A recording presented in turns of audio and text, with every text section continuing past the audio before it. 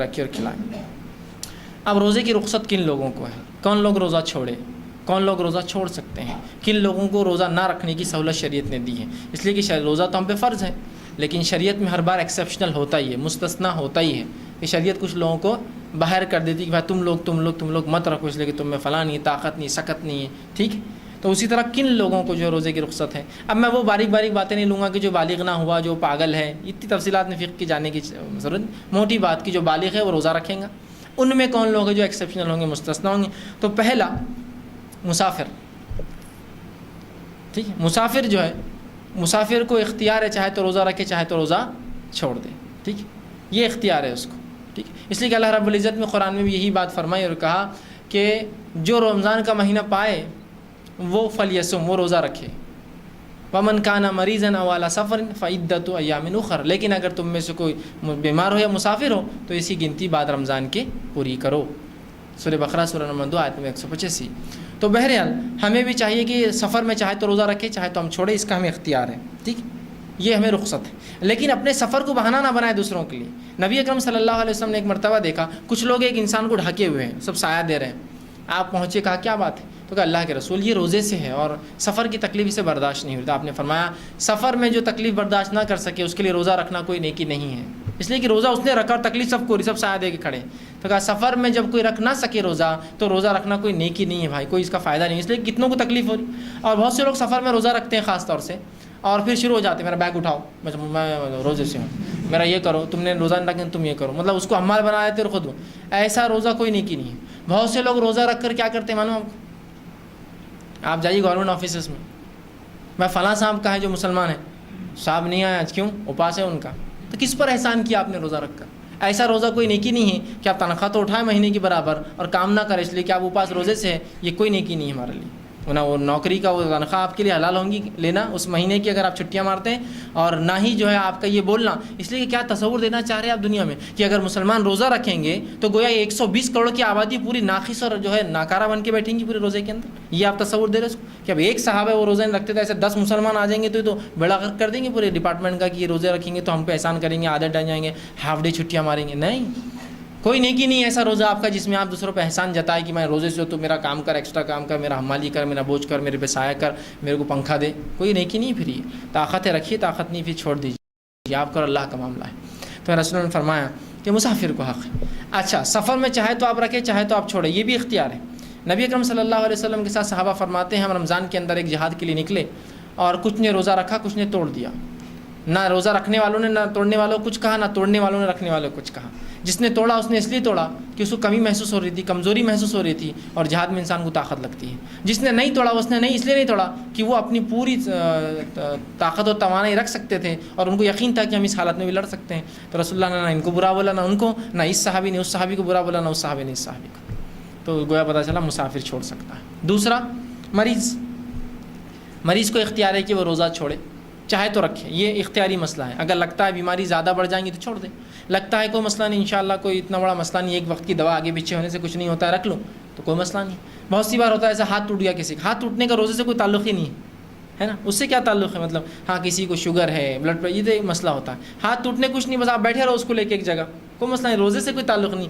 ہاں یہ الگ بات ہے کوئی کہ میڈیسن ضروری ہے کمپلسری ورنہ یہ زخم بڑھ سکتا ہے تو ایک الگ شکل ہے، ورنہ بہت سی ایسی بیماریاں ہوتی ہیں جس میں روزے کا آپ کا کوئی فرق نہیں پڑتا ہے، لیکن بہت سی ایسی بیماریاں جس میں روزے پہ اثر آتا ہے، تو یہ آدمی طے کرے اپنی صحت کے اعتبار سے، اس لیے کہ اللہ کو جواب دے، پبلک کو نہیں بولنا ہے یار میں روزے سے اس لیے ہاتھ اٹھاؤ روزے سے، اللہ کیوں لوگوں کیوں بتا رہے ہیں آپ کو آپ کو جواب دینا ہے، اپنے رب کے اعتبار سے آپ بات کیجیے، سوچئے کہ میں کیا اللہ کو عذر دے سکوں گا، یہ عذر کہ اس عذر میں جو ہے بھوکا رہ رہا ہوں، جبکہ ایسے ہی عذر میں کئی دن بھوکا رہا ہوں پہلے کام کاج کے لیے، تجارت کے لیے، ٹھیک ہے؟ تو اپنے فرائض ہے، فرض روزہ میں نہیں سمجھتا کوئی مسلمان جان بوجھ کے چھوڑیں گا، اس لیے کہ یاد رکھیے ایک روزہ اگر آپ چھوڑتے ہیں تو پوری زندگی بھر بھی آپ نفل روزے رکھے تو اس ایک فرض روزے کی پور نہیں کر سکتا، اس کے برابر اس کے درجے کو نہیں پہنچ سکتا، تو کبھی مت چھوڑیے بلا وجہ روزوں۔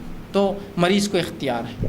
اب ایسا مریض جس کا مرض ختم ہونے والا نہیں ہے، مریض بھی کیا کریں گا، روزے بعد میں رکھیں گا، مسافر بھی بعد میں رکھیں گا، لیکن ایسا مریض جس کا مرض اس کو بعد میں وقت نہیں دینے والا ہو، یا چاہے جوان ہو چاہے بوڑھا ہو، جوان بھی ہوتے ہیں جو شوگر ہے، جوان ہے لیکن شوگر ہے، کیا کریں گا آدمی، روزہ نہیں رکھ پاتا ہے، ٹھیک؟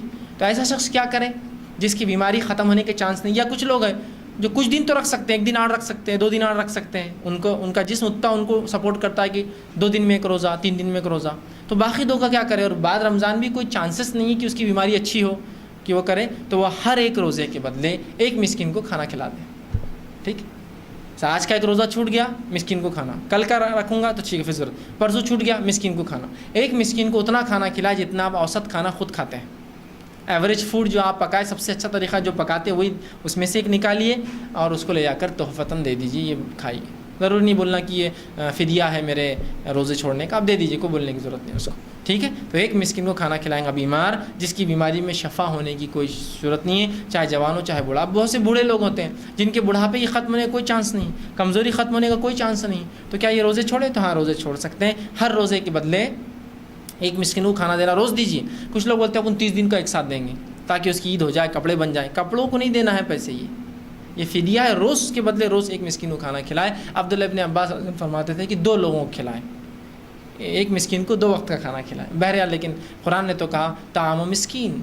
ٹھیک ہے، ایک مسکین کو کھانا کھلاؤ، تو ایک مسکین کو آپ ضرور کھانا کھلا دیں ان کے بدلے. اسی طرح اور کون روزے چھوڑ سکتا ہے؟ تیسرا وہ فرد جو روزے چھوڑ سکتا ہے سماج کا، وہ خاتون ہے. وہ خاتون جس کو حیض یا نفاس ہو، اس پہ بھی روزے فرض نہیں ہیں. وہ روزے چھوڑیں گی اور بعد رمضان ان روزوں کی پر کریں گی. یاد رکھیں، نفاس اور حیض کا خون آنے سے یا جو ہے شروع ہونے سے یا چل رہا تھا تو اس کے روزے معاف ہے، اتنے روزے، لیکن اس کو بعد رمضان رکھنا پڑیں گے. اس کا کوئی کفارہ نہیں ہے، بس وہ روزے بعد میں آپ کو پورا کرنا پڑیں گے. اور اسی طرح حیض اور نفاس کے علاوہ بھی کچھ خواتین ہیں جن کو اللہ کے رسول نے جو چھوٹ دی، وہ ہے حاملہ اور دودھ پلانے والی عورتیں، رضاعت، جو بچوں کو دودھ پلا رہی ہیں. نبی اکرم صلی اللہ علیہ وسلم فرماتے ہیں، یہ ابو داؤد اور نسائی کی روایت ہے، آپ نے فرمایا، انس بن مالک اس کے راوی، آپ نے فرمایا کہ اللہ نے مسافر کو روزہ مؤخر کرنے اور نصف نماز پڑھنے کی اجازت دی ہے. روزہ لیٹ مطلب رمضان کے بعد رکھنے کی، نمازیں اس کی عادی ہوتی ہیں، نماز رخصت دی ہے. جبکہ حاملہ اور دودھ پلانے والی عورت کو روزہ مؤخر کرنے کی رخصت دی ہے. جو حاملہ ہے اور دودھ پلانے والی عورتیں، یہ اپنا روزہ مؤخر مطلب بعد رمضان رکھ سکتی ہے، بعد رمضان رکھ سکتی ہے. ٹھیک ہے، تو یہ مؤخر کر سکتی ہے، اس میں کوئی حرج نہیں. اب اگر کوئی خاتون یہ کہے کہ کبھی ایسا ہوتا ہے انسان کو کہ ایک پیدر پہ ان کو اولاد ہوتی ہے، حمل ہے پھر رضاعت ہے، حمل ہے پھر رضاعت ہے، حمل ہے پھر رضاعت، کیسا کریں گے؟ 4-5 اگر ان کو اولاد ایک ساتھ ہو جائے، ایک کے بعد ایک کے بعد، تو ظاہر حمل رضاعت حمل، تو کیا پورے چھوڑ دیں؟ اور ظاہر سی بات ہے اب اتنے جمع ہو جائیں گے تو کیا یہ پورا کر سکیں کبھی زندگی میں؟ ممکن نہیں ہوتا یہ. ٹھیک، تو اس تعلق سے علماء کہتے ہیں کہ ہر روز کے بدلے ایک مسکین کو وہ بھی کھانا دے دے جو عورت یہ جان چکی ہے کہ پہلے ہی کافی روزے اس کی چھوٹ چکے ہیں. مثال کے طور پر پہلے بچے کی حمل تھا، ٹھیک ہے، اب حمل ظاہر سی بات ہے وہ رمضان چلے گا، پھر رضاعت آ گئی، 2 سال چلے گی، پھر دوسرے بچہ پیدا ہو گیا تو اس کا حمل تھا، پھر اس کی رضاعت شروع ہوگی، پھر تیسری اولاد ہوگی اس کا حمل رضاعت، تو ظاہر سی بات ہے کہیں روزے چھوٹ گئے. اب کیا ممکن ہے کہ اتنے روزے 120 150 180 روزے وہ رکھے، 4 5 7 8 سال کے جمع ہو جائے؟ نہیں ہو سکتا ہے. تو علماء نے کہا کہ پھر ایسا جب امکان ہے تو ہر روز ایک مسکین کو کھانا دے دے، وہ انشاءاللہ اس کے لیے کافی ہو جائیں گے. ٹھیک، اس لیے کہ یہ بھی بیماری میں کاؤنٹ ہو رہا ہے، ایک قسم کا کہ وہ چاہتی ہے لیکن رکھ نہیں پاتی ہے، اس لیے کہ بچے کے صحت کا مسئلہ ہے، بچے کو دودھ نہیں ملے گا تو اس کا حق ضائع ہوگا. یہ الگ بات ہے کسی کو اللہ نے اچھی صحت دی ہے اور بچہ بھی اس کا رضاعت دودھ بھی پیتا رہے اور اس کو روزہ رکھنے کی بھی اللہ نے سکت دی ہے، تو رکھیے پھر رضاعت میں. لیکن حمل میں بھی ایسا ہو سکتا ہے کہ کسی کو سکت ہو رکھیں، لیکن کسی کو طاقت توانائی قوت نہ ہو، کمزوری ہو، اولاد پہ کوئی اثر پڑ سکتا ہو، تو روزے فرض نہیں پھر ایسی ہو. ورنہ بہت سی بار عورتیں نہیں مجھے روزے رکھنا چاہیے اس لیے کہ مجھے یہ عمل چھوڑنا نہیں، بہت اچھا عمل ہے روزے، لیکن ابھی اولاد کی جان ظاہر سی بات، انسانی زندگی بہت اونچی ہے تمام معاملات سے. یاد رکھیے شریعت میں ان کا بڑا مقام ہے، انسانی زندگی کا بڑا اونچا مقام. اس حد تک انسانی زندگی کو شریعت نے مقدس سمجھا کہ نبی اکرم صلی اللہ علیہ وسلم کی دور میں ایک خاتون آئی جو زانیہ تھی، زنا، اور زنا کی سزا ہم سب جانتے کیا ہے، لیکن اس نے کہا اللہ کے رسول، اس زنا سے میرا حمل ٹھہر گیا ہے. تو رسول اللہ نے کہا پھر تو اب تجھے سزا نہیں دی جا سکتی ہے، یہ بچے کے پیدا ہونے کے بعد ہی سزا ملیں گی تجھے، جا. وہ گئی، پھر وہ اولاد پیدا ہوئی، پھر آئی اور کہا اللہ کے رسول آپ سزا دے دیجیے. تو کہا ابھی اس کا حق ہے تجھ پر. جب یہ کھانے پینے لگے جب پھر وہ گئی اور بچے کو ساتھ لائی، جب کہ اس کا دودھ چھوٹ چکا تھا، وہ کھاتا پیتا تھا. اس نے رسول اللہ کے سامنے اسے کھانے کی چیز دی، اس بچے نے وہ چیز کھائی. اللہ کے رسول کو اطمینان ہوا، آپ نے کہا کہ اس بچے کو لے لو اس سے، اور اس عورت کو سنگسار کرنے کا حکم دیا گیا، اسے قتل کر دیا گیا. تو اندازہ لگا انسانی جان کی حرمت کہ وہ اولاد جو پیٹ میں تھی اس کی کیا غلطی تھی اس زنا کے اندر، اس کو سزا نہیں ملی، اس کو پیدا ہونے کے بعد بھی سزا نہیں ملی، اس لیے کہ ابھی اس کا حق رضاعت، اسے رضاعت دودھ دیا گیا. اس کے جب کھانے پینے لگا، اس کے حق اس کی والدہ سے ختم ہوئے، تب اس کی ماں کو سزا دی گئی کہ اسے سنگسار کیا گیا. اور جب اس کو مارا گیا، اس خاتون کو مارا، سنگسار سزا پتہ ہے نا، زمین میں انسان کو گاڑ دیا جاتا ہے اور صرف چہرہ اوپر ہوتا ہے، جب اسے پتھر مارے گئے تو اس کی جان نہ نکلتی ہے. علی بن ابی طالب رضی اللہ عنہ موجود تھے, انہوں نے ایک بڑا پتھر اٹھایا اور حدیث میں آتا ہے اس کے چہرے پر مار دیا. جب مارا تو خون کے کچھ حصے جسم پر اڑ گئے, جس پر آپ نے کراہت کا اظہار کیا. یہ مطلب زانیہ تھی اور اس کا خون میرے جسم پر اڑ گیا. تو نبی اکرم صلی اللہ علیہ وسلم نے کراہت کی ضرورت نہیں. اس عورت کی توبہ اتنی خالص تھی کہ اگر 70 مدینے کے لوگوں میں اس کی توبہ دے دی جاتی تو سب کی مغفرت کے لیے کافی تھی. 70 لوگ, اس لیے کہ اندازہ لگائی زنا تو کونے میں کی تھی اس نے, کسی جگہ آ کر نہیں بولتی تو کون دیکھنے والا تھا؟ کوئی مانیٹر کر رہا تھا اس کو کہ اس نے زنا کیا؟ کسی نے دیکھا. پھر بھی آئی اور بولی, اپنے گناہ کا اعتراف کی. جب رسول اللہ نے کہا جا پیدا ہونے کے بعد آنا, تب بھی اس کو 9 مہینے کا موقع تھا, بھاگ جاتی, کہیں کو واپس آتی پیدا ہونے کے بعد, چھپ جاتی.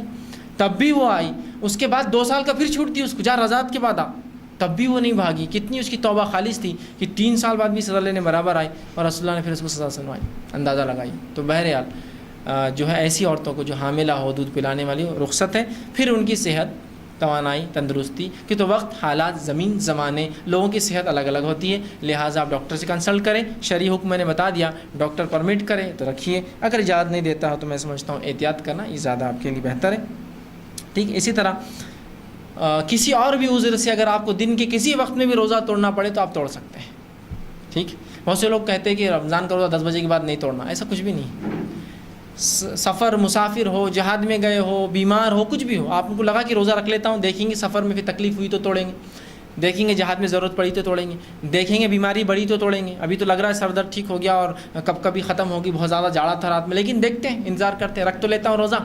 تو ایسا آدمی اگر کوئی روزہ رکھے اور کبھی بھی دل میں توڑنا پڑے تو توڑ سکتا ہے, کبھی بھی, at any point of time. بھائی اب نہیں میرے سے جم رہا, توڑ سکتا ہے. کوئی زوال سے پہلے, زوال کے بعد. آپ بہتر ہے کہ آپ روزہ دیکھ بھال کے رکھیں, لیکن پھر بھی آپ نے سوچا کہ یار میں رکھ پاؤں گا, رکھ لیا, بعد میں نہ ہو سکے تو بہرحال کوئی حرج نہیں. آپ دن کے کسی بھی وقت آپ روزہ توڑ سکتے ہیں. آپ روزہ توڑ دیں اور بعد میں اس روزے کو آپ کو کمپلیٹ کرنا پڑے گا. اس روزے کا کوئی کفارہ نہیں ہے, کوئی فدیہ نہیں ہے سوائے قضا کے. آپ کو بعد میں صرف جو ہے روزے کی قضا کرنا پڑے گا, بس اتنا ہی ہے. اور جو بیماری کی وجہ سے روزے چھوڑ دے, بڑھاپے کی وجہ سے روزے چھوڑے, ہر روزے کے بدلے 1 مسکین کو جو ہے وہ کھانا کھلائے. آخری بس باب قضا روزے